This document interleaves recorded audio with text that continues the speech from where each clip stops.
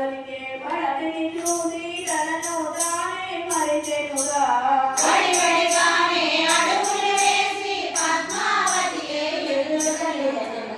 ఎన్నడు రోజున యువకులు చూసి తత్తర పాడే చెందెనుగా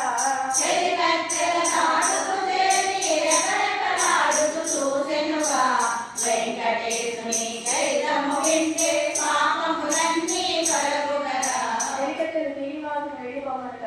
అందుకని ముందుకు వచ్చి ఎవరు నీవు ఇటువంటి పురుషులు మీరు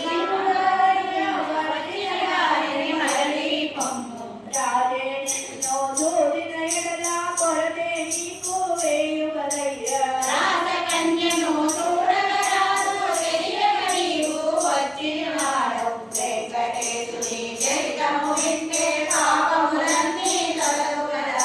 శ్రీనివాసుడు పద్మావతిలో కన్యల మాటలు వింటూ స్వామి చిరునవ్వులనే చింతించే శ్రీనివాసుడు అందరూ నన్ను చిరునవ్వున వినలేదు.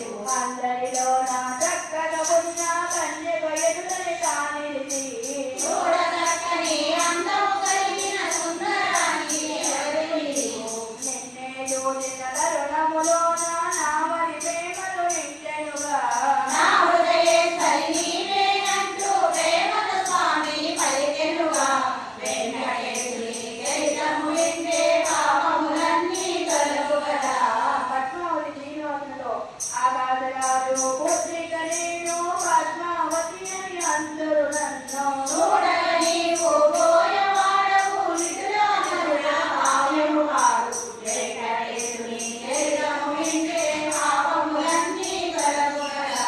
శ్రీనివాసుడు పద్మావతితో కులమన్నది నాకు లేనే లేదు అన్ని మతములు నావేగా నన్నే నీవు పెండి ఆడిన ముల్లోకాలు నీవే ఎవరు. వెంకటేశుని చరితము వింటే